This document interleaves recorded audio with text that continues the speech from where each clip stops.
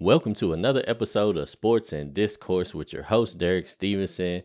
Guys, listen, I took me a little summer break real quickly. I went on a cruise with some family and friends, and then I just had my 40th birthday. So I kind of had just been taking it easy for the last couple of weeks, and now I'm ready to get back into the grind and ready to start getting back covering UK. And man, a lot of stuff has happened. I don't even know what the state of the program is right now. It looks like it could end up being a potentially bad season for us next year. We just having so much trouble filling out this roster, and I think it's just this new age basketball. Like I said, we call it professional college basketball now. Guys just either they want playing time or they want money. And some of them want both. So it just makes it a lot more difficult to fill up your roster. We used to could just be able to tell everybody, look, it's Kentucky. The school speaks for itself. It's a privilege for you to be here, especially under Calipari, because you're gonna get exposure, you're gonna get clout, you're gonna get drafted high, and you're gonna go make a lot of money. But unfortunately, it just doesn't seem to work anymore. Everybody that we've been targeting this whole offseason, it just seems like everybody's picking another school. Even the guys on our team, we can't recruit them back. We lost.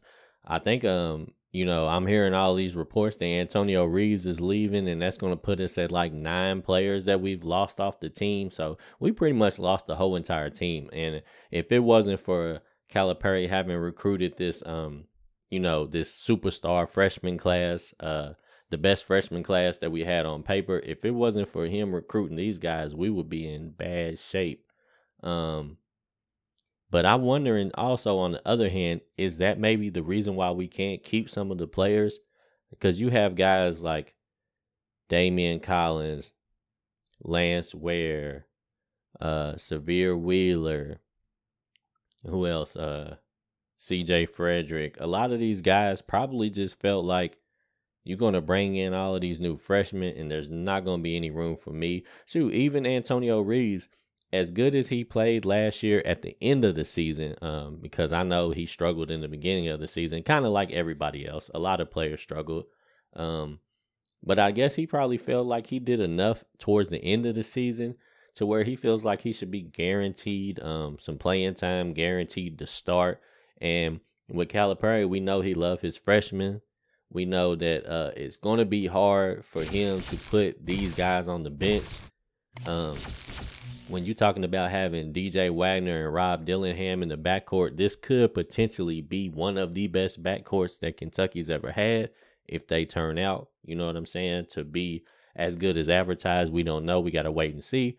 But it probably left a guy like Reeves wondering, like, am I going to the bench? Because he probably just feels like at this point he's done enough to where he feels like there is a starting position and a key role for him somewhere in college basketball, which honestly I believe that there is. Like, I don't know if I think Reeves is going to be some guy that's good enough to be in the NBA, and I don't know what his future holds, but I know in college I'm pretty sure somebody could use him on the roster for what he brings to the table. And even if he gets any better, he could be a big help to somebody.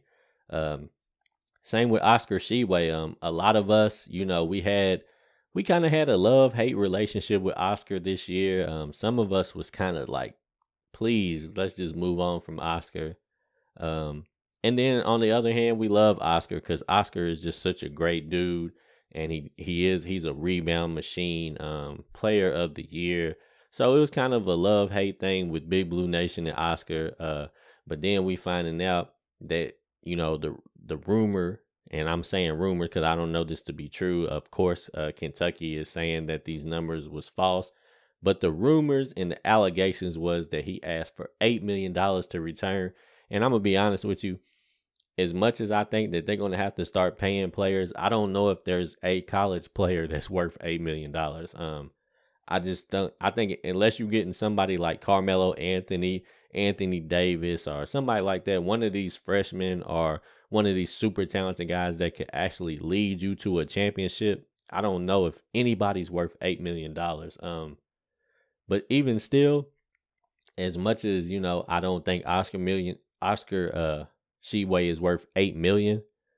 I think they should have probably at least tried to give him 2 or 3 at this point because they need somebody. We just don't have enough bodies right now, and it's gonna get to the point where we're gonna have to basically get all freshmen. Like we might be playing the whole entire team of freshmen, and then we might have 2 sophomores if you're looking at Anyenzo and Adu Thero. So we might literally be playing a whole entire team of freshmen with 2 guys that really pretty much didn't even get to play that much last year. So you might as well say experience-wise, they still on a freshman level experience-wise. They might have experience just being in the program, being in college, training and different things like that. But as far as game experience is concerned, you pretty much can count them as freshmen as well. So, I think Kentucky just sat around. They wasn't aggressive enough. And they lost pretty much everybody that they was targeting. Hunter Dickinson was the number 1 guy they was going after. They lost him to Kansas. And I think it's probably because he wasn't sure what Oscar Sheway was going to do. And Kentucky didn't find out quick enough. Like, they should have either told Oscar Sheway, like, let us know, are you coming back? If you're not, then we got to move on for right now. And as much as I hate to say it, you kind of let the kids put you in a situation where you didn't really know what to do. You didn't know who to go after, and you lost everybody. And I don't know how much money Hunter Dickinson was asking for, but I'm pretty sure he wasn't asking for 8 million. So whatever the number was, whether it's 1, whether it's 2, they probably should have went on and gave it to him, because we just don't got the bodies now. And another thing that I think Calipari is going to have to as much as I know he likes to get his core group of guys and just ride it out with them, at some point, you're going to have to start coaching some of these games just to keep your players tuned in. You're going to have to keep your players happy with being at Kentucky, happy with their roles. Like, you can't just have guys deciding this is pretty much 2 years in a row that he's had guys that allegedly have just decided in the middle of the season that they done. We had Bryce Hopkins, and the rumors was that like around Thanksgiving time, he let the program know that he was cool. He's just going to ride it out till next year. And then allegedly the same thing happened with Severe Wheeler. After he got benched, you didn't really see him play, or after he got benched, then he had the injuries and he never really came back. So kind of just seems like he may have done the same thing. He might have just had that talk with Calipari and was like, I'm good. But we got to figure out a way to stop this from happening, because too many times this is just hurting the program. Like, you can't just keep letting this happen every single year, or we going to be in a struggle. You can't just rest on your laurels anymore. You can't just pull up to these kids and tell them this is UK. They don't care about that anymore. As much as I hate to admit that, they just don't care. I don't think any school in college, it just doesn't hit the same way as it used to before the era of NIL and transfer portal. You could pull up to a kid, you could tell him it's Kentucky, you could tell him it's North Carolina, it's Duke, it's Kansas, whatever the case may be. But it just doesn't work anymore. Nowadays, you got to offer playing time and a path to the NBA, or you got to offer money, or you got to make sure that they can get both. So ultimately, Kentucky is in a bad way right now. I'm going to start trying to profile some of the kids that we may be, because there's a couple other freshmen that Kentucky might be looking at to try to get to reclass just to fill out this year's roster. Might be some transfers left. I'm not sure.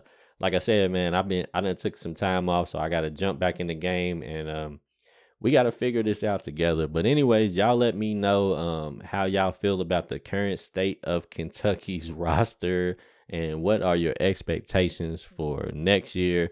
Right now, I feel like it's looking bad. As much as I was super excited, like during the season, everybody was like, let's just get to next year. Let's just bring on DJ Wagner and Aaron Bradshaw and them guys, and let's just wrap this season up. But now that it's almost here, I'm a little nervous. I'm not gonna lie to you. So, anyways, you guys let me know what you think about the roster and give me the solutions to how we fix it. And we'll talk about it next time. Sports and Discourse with Derek Stevenson.